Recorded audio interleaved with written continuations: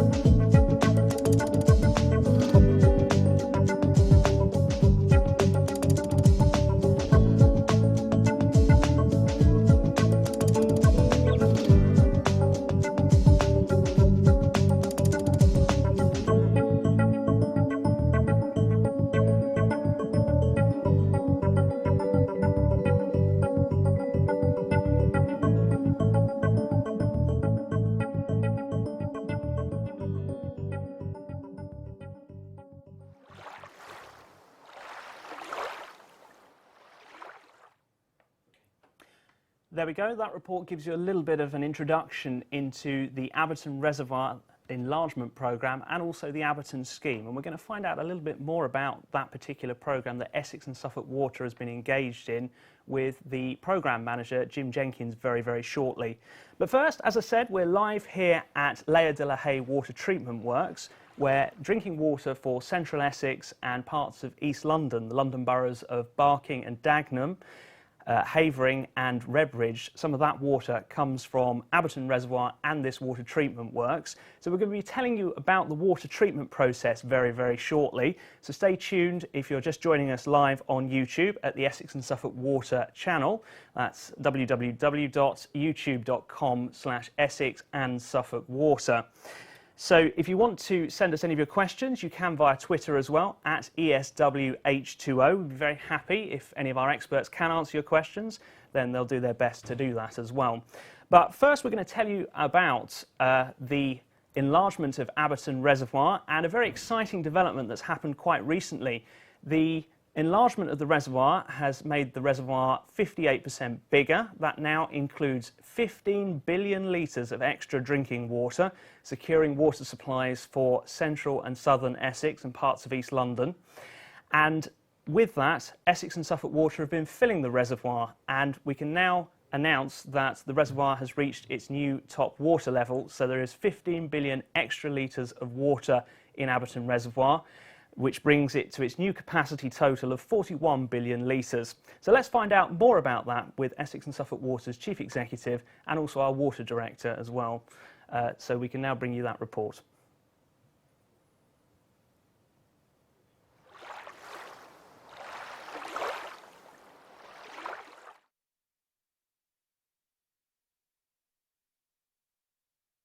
Glistening and gleaming water now covering a wider expanse. This shows how full Abberton Reservoir is currently. Full to its new brim and 58% larger than it was. I think everybody knows how precious water is and how Essex is one of the driest parts of our country. So we're just delighted to have delivered the Abberton Reservoir expansion project on time and to budget, and as a result of that, secure water for our customers in Essex for many, many years to come. Construction work began in 2010 and finished last year. With the dam being built up, a concrete shoreline removed and a new visitor for the Essex Wildlife Trust, just some of the changes to accommodate 15 billion litres of extra water. We're absolutely delighted that the reservoir is now complete, it's now full, and it represents 23 years of hard work to get to this point. It's the culmination of a long-term project. To see it as it is today, where it's just nudging up to the 21 metres, is very rewarding.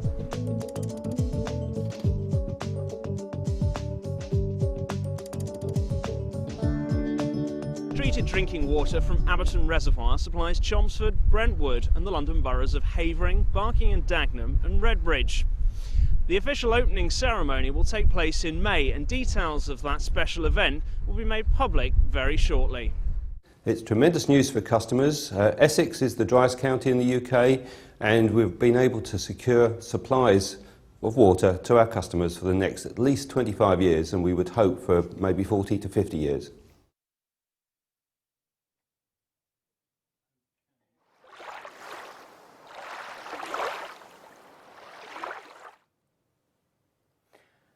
I'm now joined by Jim Jenkins, the Abberton Scheme Programme Manager. He's been leading the construction project to enlarge Abberton Reservoir and also to deal with the Abberton Scheme as well. So Jim, let's start off by just telling people about the Abberton Scheme and the scope of the project, because it isn't just about enlarging the reservoir, is it?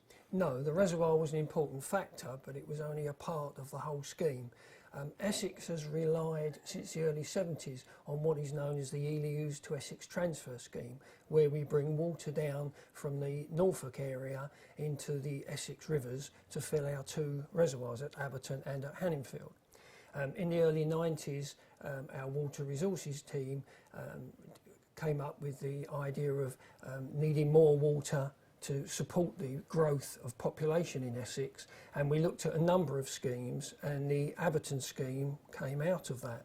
The scheme comprises enhancing the transfer scheme so we can bring more water down from the Norfolk area by upgrading one of the large pumping stations. We've built a new pumping station. We've laid 32 kilometres of 1200mm pipeline to bring more water into the area, and then when we get to the southern end, it was the enlargement of Abberton Reservoir itself to hold the extra water which we can take during the winter for summer use. So that's bringing water from Denver Sluice in Norfolk through a network of pipes and rivers down to the Colchester area and the Abberton Reservoir, isn't it? That's what you've been engaged in, that water transfer network, as well as enlarging the reservoir as well. That's right, yes. So it must fill you with great pleasure then that actually you've seen the programme through to completion and the reservoir is at its new top water level. Yes, I've been fortunate that I've been involved in the project since its inception, right the way through to final completion, to, as we stand here today, seeing it reaching its new top water level at 21 metres. So some of the things that had to happen at Abberton Reservoir particularly, because that was one of the main focuses of your work, which started in 2010, were things like removing the concrete outer banks. Yes. Take us through some of the kind of the broad brush, top level kind of things that you had to do.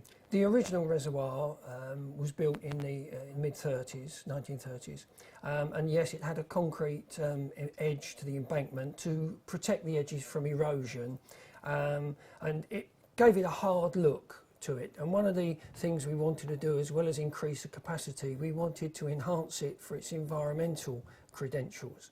So we removed the concrete edge. We actually crushed all the concrete on site and used it as the base course for the new perimeter road. So therefore, reducing the amount of traffic movements for bringing material in and taking waste material off site. So again, making it environmentally sustainable. One of the major parts of the reservoir was actually raising the main dam, which had to be raised by just over 3 metres.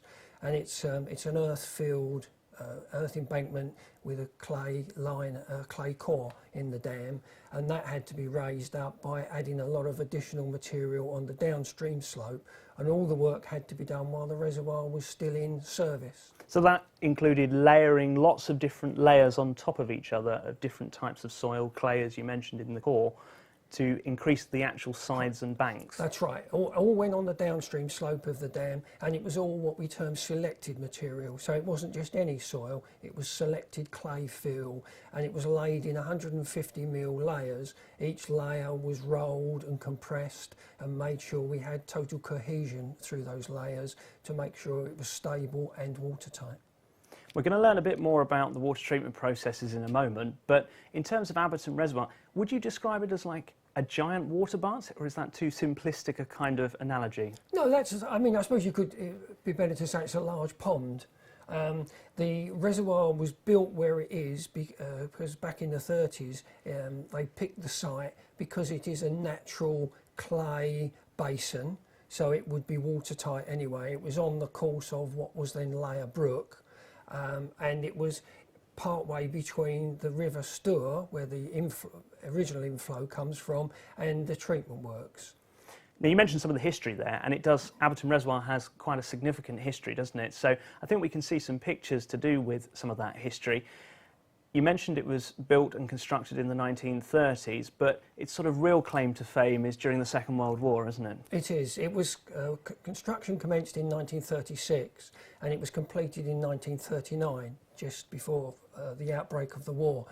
During the war, the Ministry of Defence felt that if there was an invasion on a moonlit night, it would make a perfect landing strip for German seaplanes. So they strung 312 mines across the reservoir in a grid pattern, and they were partially removed at the end of the war, some of them having sunk. And when we were in one of our drought periods in the late 80s, early 90s, we actually discovered 21 of those mines on the water line, 7 of which were considered to be unstable, and we had to have them detonated intact. Goodness. And bringing this up to date, one of the other items that's been removed from the reservoir and retained by the water company at the water treatment works near the reservoir is the large valve from the valve tower, hasn't it? Tell us a little bit about that, because it had to be lifted out. Yeah, it is what's known as an impounding reservoir. So every impounding reservoir, we do have to have a method of draining the reservoir down should we need to do it in an emergency. That's like the plug hole, isn't it? The plug hole on your bath, basically. So at the far end of the reservoir, where the dam is, there is what's called the scour valve. So we can open that and have a controlled drawdown. The original valve was sized for the original reservoir. Enlarging the reservoir, we needed to put a larger valve in. So the valve was removed. It's what's known as a Lana Johnson valve, and it was lifted out, and we've now got it in front of the treatment works as a memorial, if you like, to the original reservoir. But that has been replaced by a much larger cone valve. So that's cone-shaped, is it? Yeah. Well, the water jet is a cone shape of jet of water that comes out of it when it's fully open. Ah, you see, that's interesting. We've learned something there about valves, I think. And 15 billion litres, that equates to 6,000 Olympic-sized swimming pools. That's a lot of water, isn't it? And it's heavy, isn't it? Yes, well, we've got, as you've said earlier, a 58% increase in storage capacity. That is equated to putting 3.2 metres depth of extra water across the whole of the reservoir. And that has only increased the surface area by some 40%. As an engineer, this must fill you with a huge amount of pride to be able to take part in such a large infrastructure project and help the development and construction of such a large asset and resource that will supply so many people across central Essex and East London. Yes, it's a project that has had many different facets to it from an engineering point of view. Not only the earth moving side of it for the dams and the coal dams, etc., but the electrical and mechanical engineering. We had to raise the existing pumping station, so we've had new pumps, new electricity supplies, we've had to relocate gas mains. So there's been a lot of different work to it, and as I said earlier, all while the reservoir has been kept in service so we could maintain supplies to our customers. And that's really the key here, isn't it, in terms of securing water supplies to one of the driest parts of the county, one of the driest parts of the country, really, isn't it? And indeed, so this gives us water supplies for some 25, 30 years into the future to make sure that we never have to go through drought situations as we have done sometimes in the past. Excellent. Well, thank you very much, Jim. That's Jim Jenkins, the Programme Manager for the Abberton scheme, which includes the enlargement of Abberton Reservoir. We're now going to learn a bit more about water treatment here at Layer-de-la-Haye Water Treatment Works, and our tour guide is going to be Katie Murdoch.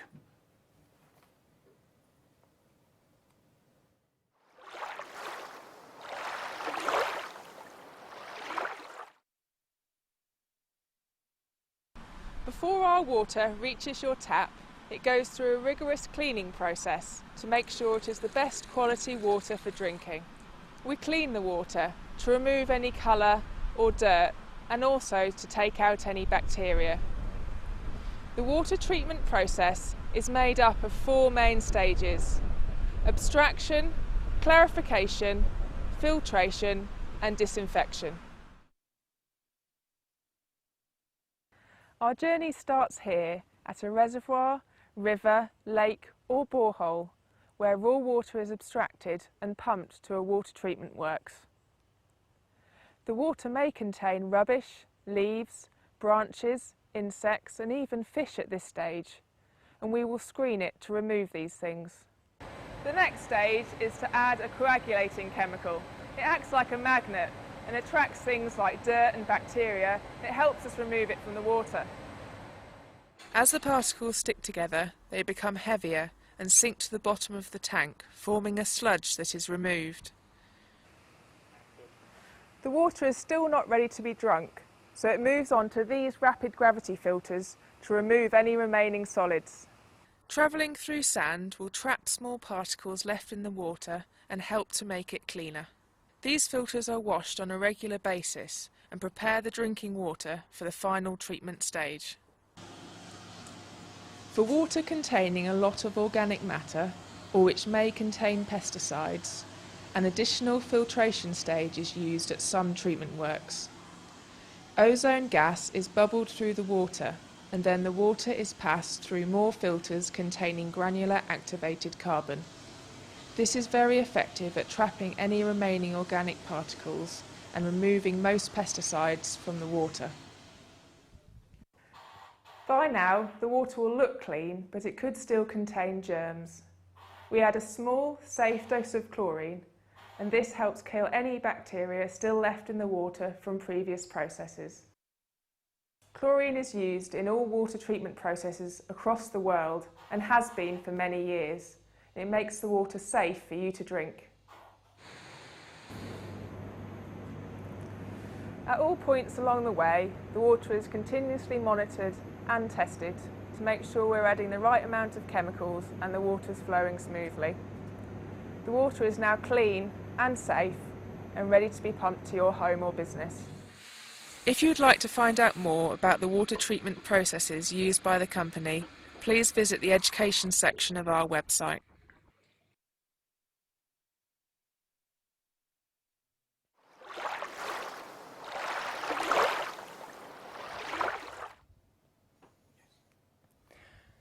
There we go. There's a brief outline of the water treatment processes presented by Water Treatment Works manager Katie Murdoch. We'll hear a bit more from Katie a little bit later on about her working life and what she does and how she does it. But first we're going to take you back here to Layer-de-la-Haye Water Treatment Works just near Colchester. And what we're going to do is we're going to show you something that's been happening here over the last few weeks. We've been digging out the slow sand filters and replacing the sandwich layers in it, and our guide is going to be Paul Barker, production team leader.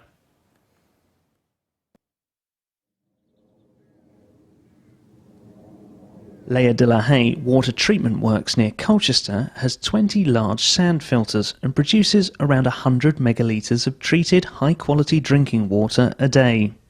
As with any cleaning devices, these filters sometimes need cleaning and maintenance themselves.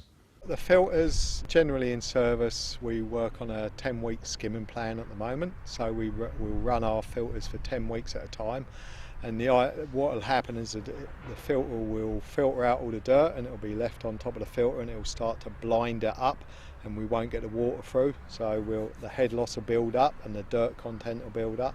So every 10 weeks or so we'll skim the filter off, skim the top layer off to clean the sand. This work is one of the main jobs happening at the Water Treatment Works, digging out the filter beds not currently in use and cleaning the sand and other materials used to make up the filter beds. Then reinstating the cleaned materials. Each bed can produce around 10 megalitres a day of water. These filters are often referred to as sandwich filters because of the makeup of the filtration layers. Paul Barker explains how the layers are constructed.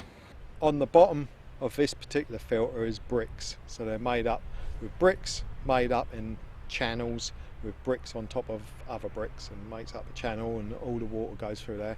On top of the bricks we put 200 ml of 20 ml stone. On top of that we put 100 ml of 10 ml stone. Then we put 200 ml of sand in, which we refer to as undersand.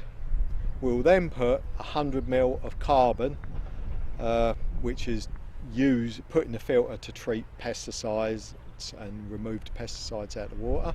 And then we'll put in a layer of top sand, which can be anywhere between 450 and 600 ml. Once in operation, the filter beds develop a complex biological culture that helps to clean and purify the water. This layer is known as the smooch decker. The smooch decker is what cleans the filter, so that's got all this biological little bugs in it that eat all the dirt, and that cleans the water, and when it comes out the bottom of the filter through the bricks, it's all bacteria free. After passing through the filter bed, the water is then treated with a safe dose of chlorine to make sure it is suitable for drinking, and is pumped to homes and businesses across central and southern Essex. Team leader Paul Barker explains more about his work at the Water Treatment Works. My role as team leader, I run a treatment work, so I've got a team of controllers who manage the site for us, and they make sure that all our water quality standards are met, that all our QEMS forms and everything quality related they'll look after. They'll make sure that the filters are in service, they'll put them in and out. They'll make sure that our primary filters are washing, make sure all our chlorine targets are met. They'll order the chemicals for the site. What would you say is the best thing about your job? Best thing about my job is working at Layer Treatment Works. It's a beautiful place to work. It's got a lovely place to work. It's a beautiful area. Yeah, I really like it.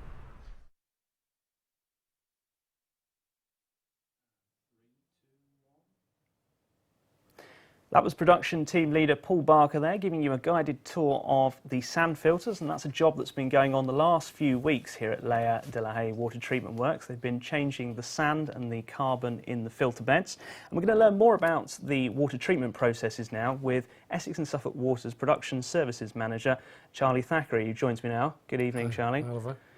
So let's just start off then with a little bit about the basic nuts and bolts of the water treatment process. where does it come from?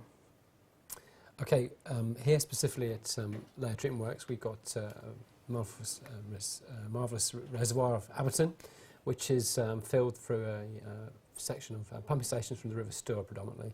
But that's a more complex system. It comes all the way ultimately from East Anglia as the water is imported.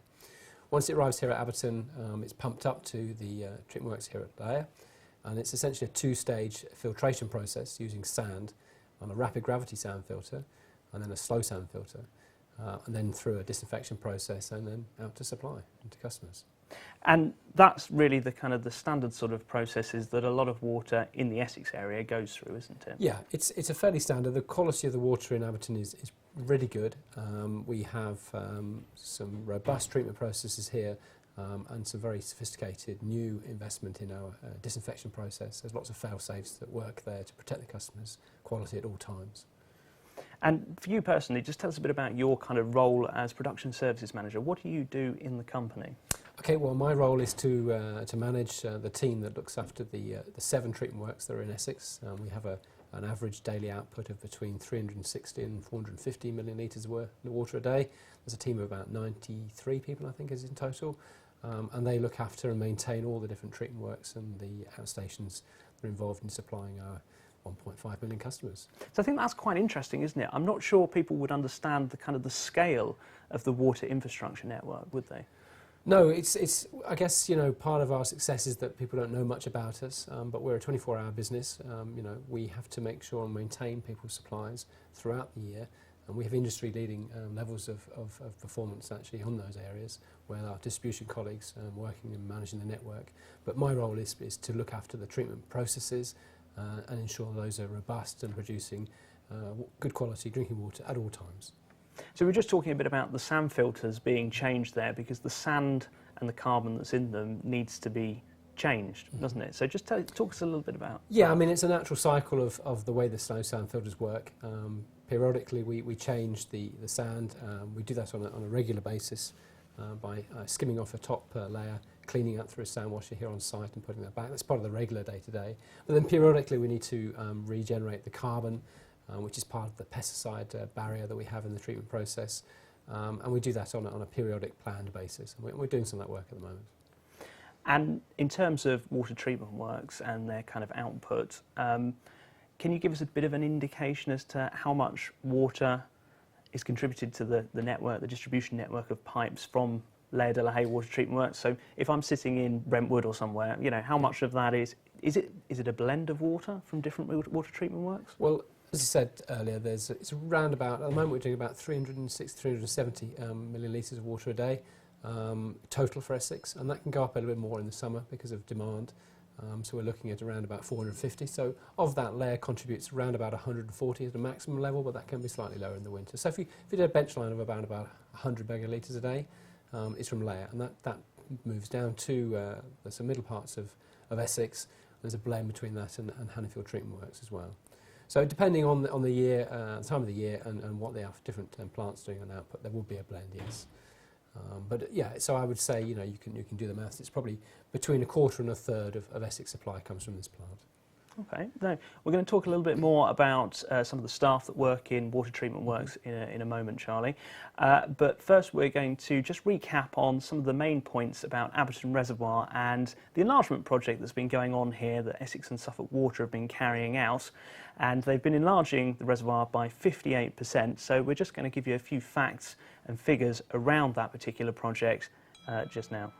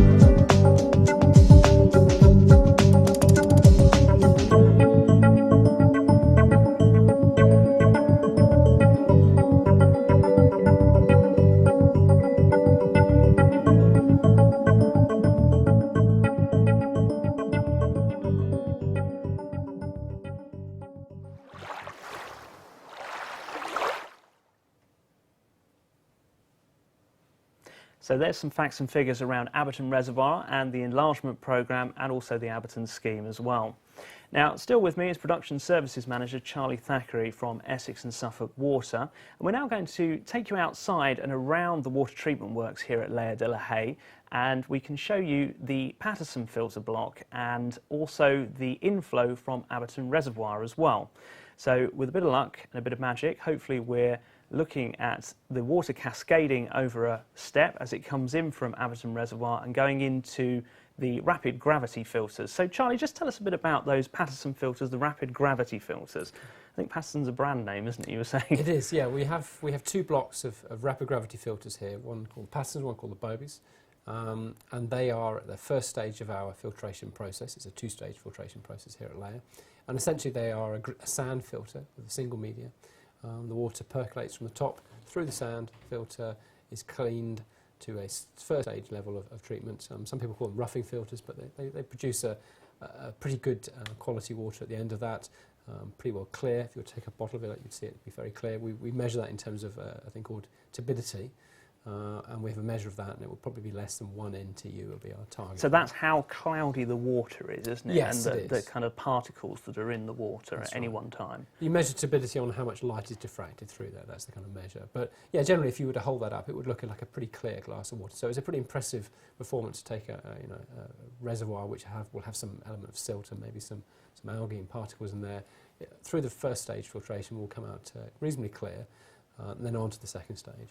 Which is then those sand filters that Paul Barker was showing us a little earlier, wasn't it? So they're the Bobies, you're saying? No, the Bobies are, sorry, there's two rapid gravity blocks here, one called the Patterson, one called the Bobies. They essentially do the same thing, but just two different vintages, I guess. Okay, and then it goes on to the sand filters. That's correct, side, yeah, yes, that's which are the larger filters. Yeah, and it's a slightly different process. Again, it is a sand physical filter, but there's a biological activity at the top. The Schmutzdecker. The Schmutzdecker, that's right. Mm-hmm. Yeah. And so there's a biological process going on there, which is something we have to control very carefully and look after. So we don't want to be putting chlorine through that because it would kill the bugs and the bacteria. Because let's just be clear here. At this point, the water still hasn't been chlorinated once it's been through two separate stages of filtration. That's right. We do monitor the bacteria coming off the secondary filters, and we have internal standards for that. So that has to achieve a certain level of treatment, and then the final stage is the disinfection process. But coming off the back of the two-stage filtrations, we're getting very close to very good quality water. The disinfection is the last sort of safety part to make sure that there's no pathogens or any bacteria in the water. So that's when a small safe dose of chlorine is added to the water to make it absolutely top quality. That's right, yes. And that's therefore for everyone's obviously a security benefit. And the disinfection system is quite a sophisticated system with lots of fail-safes and monitoring throughout the process. And it's something that is monitored 24 hours a day with automated shutdowns, hardwired shutdowns, backups.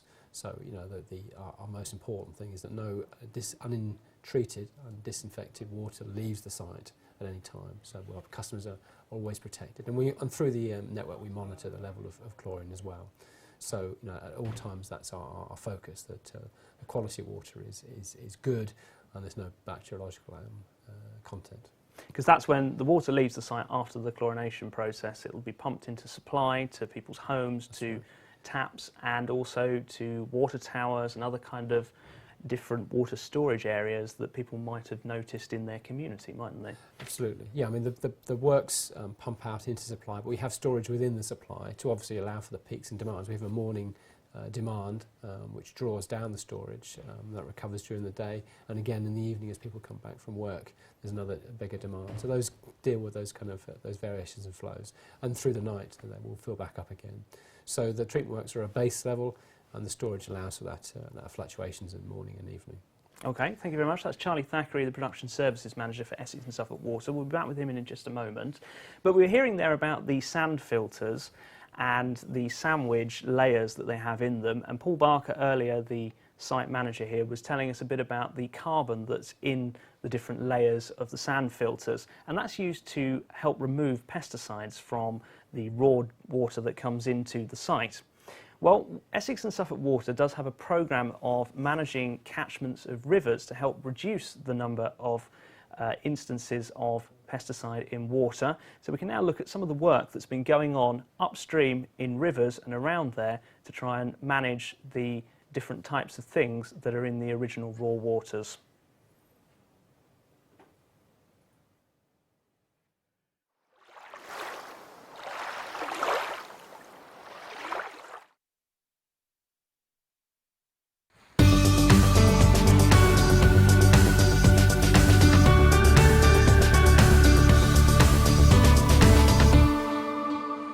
Rivers are one of our most precious sources of water, and at Essex and Suffolk Water we've been working hard to forge partnerships to protect and enhance those river catchment areas in a variety of different ways.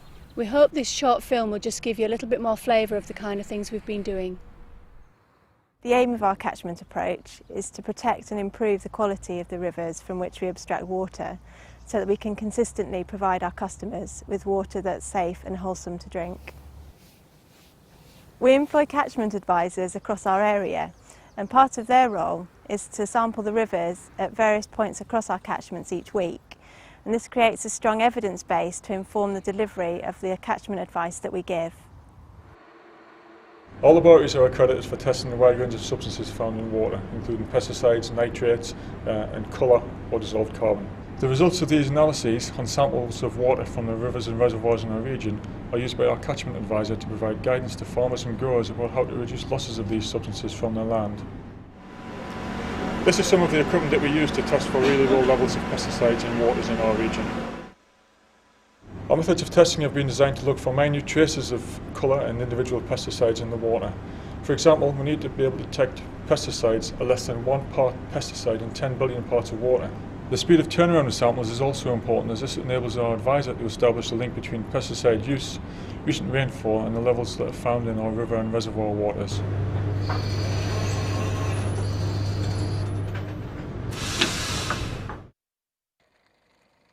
As a water company, we work in partnership with other organisations, and we run events and training sessions for farmers and their advisors on topics like nutrient management planning and machinery calibrations.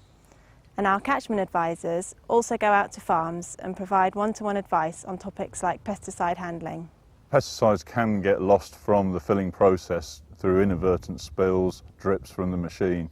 So it's important to capture those spills and make sure that they're not getting into the groundwater or watercourses. Spray filling area here, water comes in into the sump tank and then is filtered through the 3 stages of the biofilter. I work quite closely with Steve Derbyshire from Essex and Suffolk Water inside the Stour and Colne catchment. We go out to do one-to-one farm visits with farmers, and because we've got different specialities, we can give quite good all-round advice.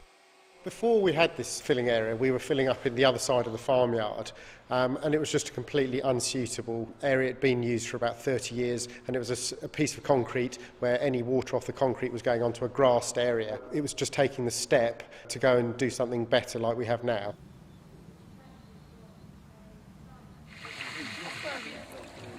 Essex Suffolk Water have seen biobeds as the way forward in good practice for pesticide handling, and we've funded this biobed and numerous others in our other catchments to promote that good practice.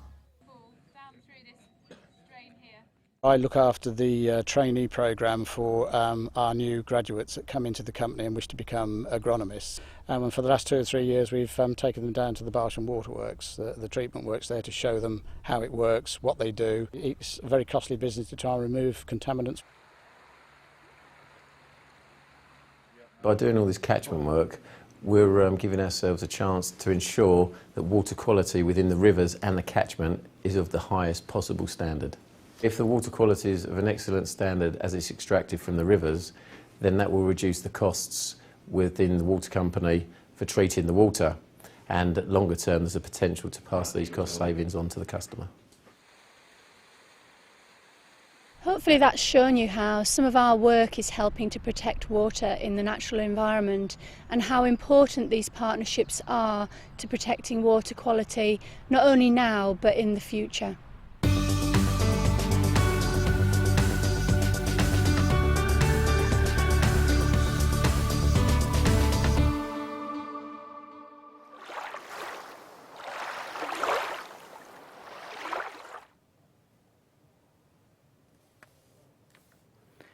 Well, there we go. That's some of the work that Essex and Suffolk Water are doing to protect our water supplies in the rivers and in the natural environment through our catchment management programme. Production Services Manager for Essex and Suffolk Water, Charlie Thackeray, is still with me here. Now, Charlie, you recently went up to meet the Water Minister, Dan Rogerson MP. Tell us a bit about that. Yes, it was to celebrate the Apprentice Week. One of our apprentices, Laura Thompson, who works as a process technician apprentice in Suffolk area, went up to meet him, and also met up with some other apprentices from Severn Trent Water. And it was just an audience quickly with him to sort of really highlight the work that we're doing in the water industry and the success of the apprentice programme. Now, Lauren Thompson is a process technician, and she works on water treatment works much like this one. That's right, yeah. So what sort of jobs will an apprentice process technician be doing? Okay, apprentice process technicians, they're really all about optimising and looking for the best balance of chemicals and of the process of the treatment works. It is quite complicated, and it does require a lot of kind of science and chemistry understanding. And Laura's working with some of the established, very experienced team up in Suffolk to optimise doses, optimise the whole of the processes there, and to learn that as a specific process trade. And in terms of apprenticeships in the water industry, I mean, there's quite a few available at the moment, isn't there?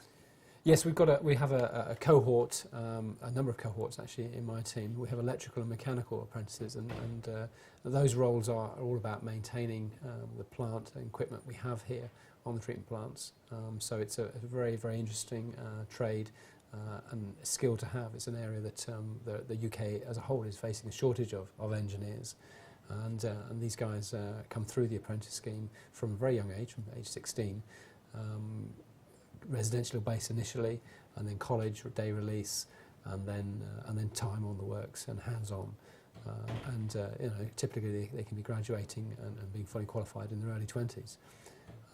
So what did you study at college? I'm a civil engineer. You're a civil engineer, yes. A lot of civil engineers in the water treatment area. No, there's those apprentices are specifically on electrical, mechanical and process as well. Now, recently there was a scheme to promote women working in the water industry and also in industry more widely. We're going to hear a bit from our water treatment works manager, Katie Murdoch, who is going to tell us a bit about her role and her job managing a water treatment works.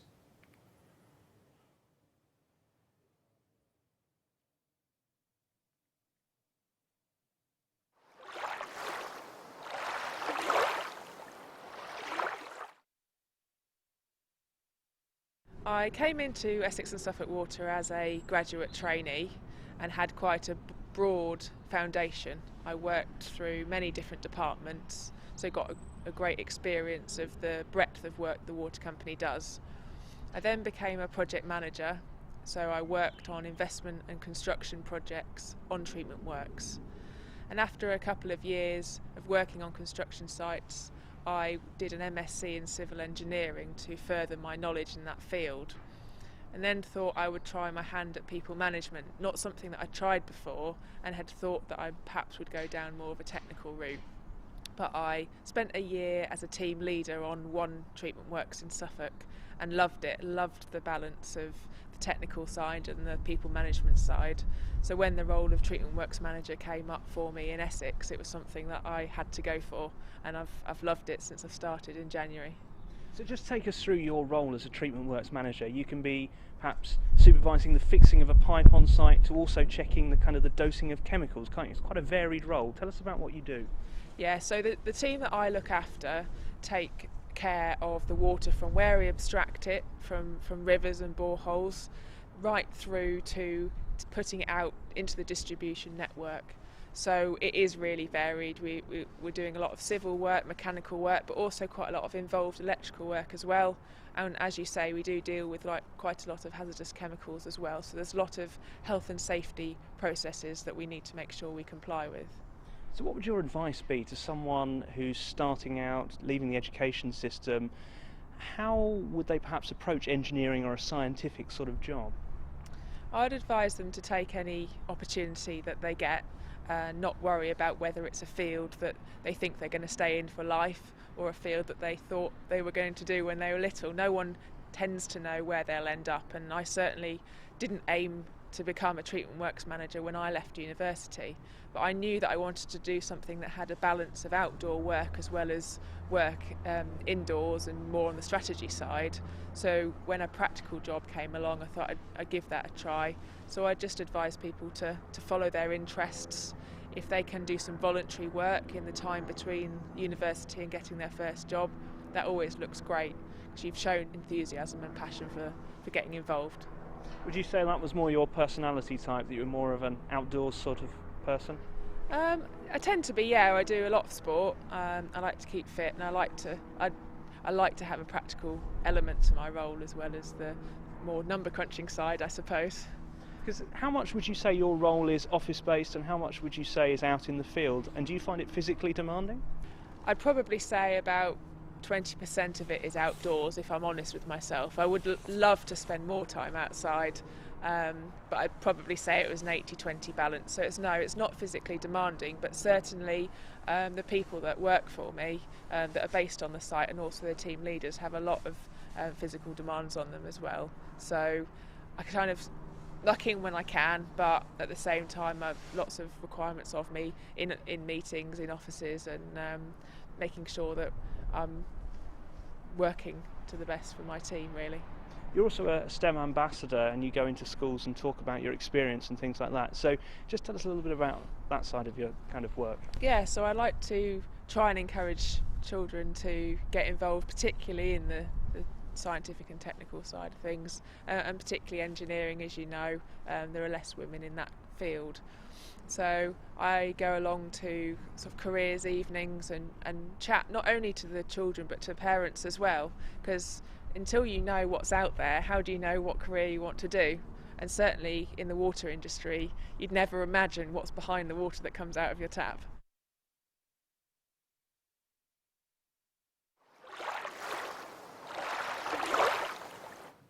Well, there we go. That's Katie Murdoch there talking about her role as Water Treatment Works Manager and managing 3 water treatment works and what it's like to work in the water industry.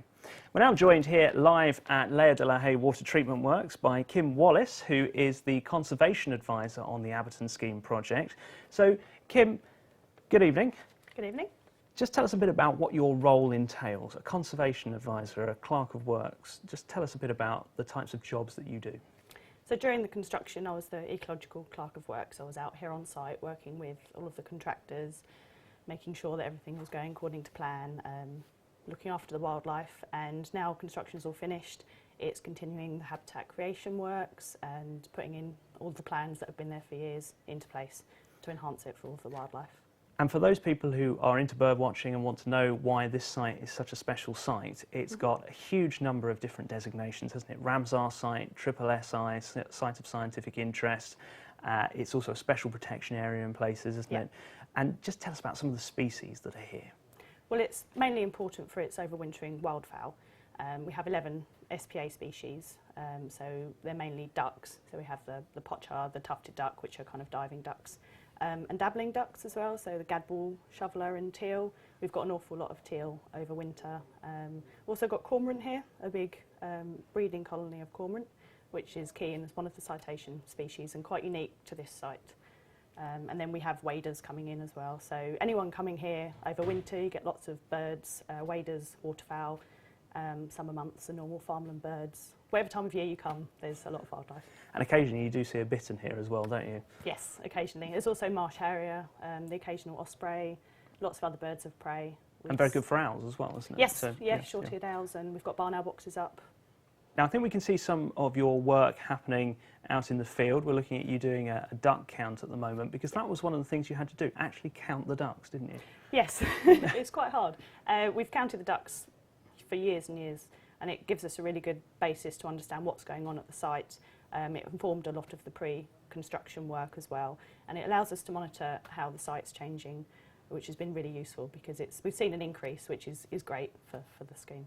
And you mentioned there that the construction work was managed around the particular different species. Just tell us a bit about how that management process happened. I think it was different sections of the reservoir were worked on at different points depending on when species were around. Yeah, Well, we collected an awful lot of information about how the site was used by birds before construction started, before we ever went near construction phase. So from that we were able to work out which parts of the reservoir were used most and at which times of year. So we kind of worked it so that we could basically not cause disturbance to any of the birds whilst on site. And yes, as you say, we split it into different areas and only had people working in certain areas at certain times of the year. And yeah, it seemed to work very well. There's been a lot of work to enhance the habitat for species here at Abberton Reservoir. That includes things like big long shallows, which previously wasn't the case, wasn't it? Just describe how the reservoir has changed for the better for wildlife. Well, the reservoir originally was just concrete sided, quite steep, and it's amazing how great it was for wildlife then. So what we've done is grade it all back and create very shallow areas and different lagoons that will hold back water. So for wading birds and for dabbling ducks, it's just a massive improvement. And then we're putting in place reed beds and other wet grasslands, loads of different types of habitat to benefit all of the wildlife that come here. And during construction you had to rehome some water voles as well, didn't you? A few times, yes. So what that meant moving it from different locations on the site to other locations, didn't it? Yes, well fortunately we had a 6-hectare site down at one of the other parts of the reservoir that's kind of designated a quiet zone for wildlife, and that has established into a great reed bed area with loads of different nooks and crannies for water voles. There weren't any there, so when it came to actually moving them from the construction site we had a perfect place for them to go. So yes, we trapped them out, they went on a little holiday just to make sure they're all okay, and then came back and were released, and they're doing very well. We monitor them still. Now the reservoir is open for visitors to come and visit, isn't it? Yes. The Essex Wildlife Trust run a visitor centre here. Just tell us a bit about, would you recommend going down there and watching some birds? Oh, absolutely. They've got a great setup, fantastic views over the whole of the reservoir. They've got loads of books and optics for you to look at as well, and very good cake. Excellent. Thank you very much. That's Kim Wallace, who's the Conservation Advisor on the Abberton Scheme project, and she's telling us there a bit about some of the environmental benefits that the enhancement scheme has had at Abberton Reservoir. Now we can talk a little bit about water aid, because it's World Water Day on Sunday, which is coming up, and that's a day to really highlight how much water we use. 150 litres the average person in Essex uses. So we can now see some of the projects that have been visited by Customer Collection Manager James Muir, who recently went on a trip to India to see water aid projects there. And also to celebrate the fact that the Essex and Suffolk Water Aid Committee, because we have a company fundraising committee, had reached a huge target of raising well over £200,000 for water aid.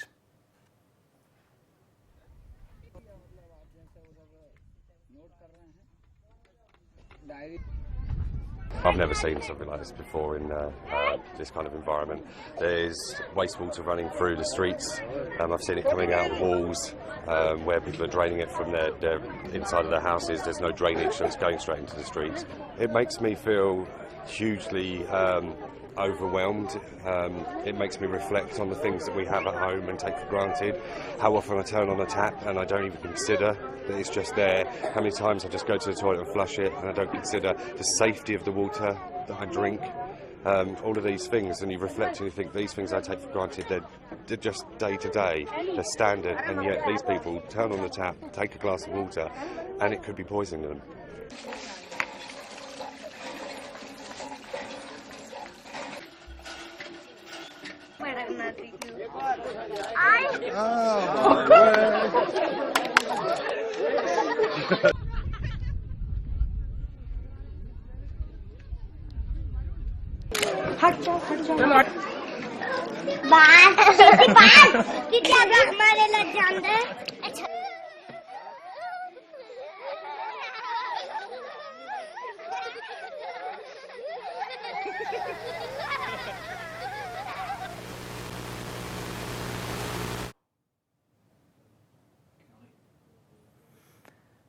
There we are, that's James Muir in India visiting water aid projects there, where they're producing projects that provide safe, clean drinking water, safe sanitation, and also providing hygiene education to young people in India.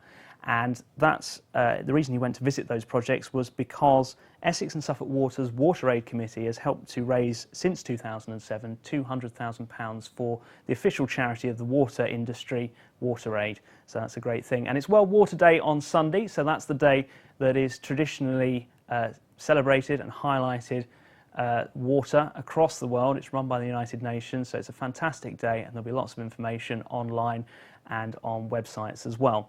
So thank you very much for joining us live here at Layer-de-la-Haye Water Treatment Works. We'll be back again tomorrow from 10 a.m. 10 to 11 is our broadcast time tomorrow, and then also again 12 till 1 as well. So we hope to see as many of our viewers there as possible, and also to bring you some more exciting information on how water is treated and gets to your tap from this water treatment works here at Layer-de-la-Haye near Colchester. So from me, Oliver Rogers, good evening.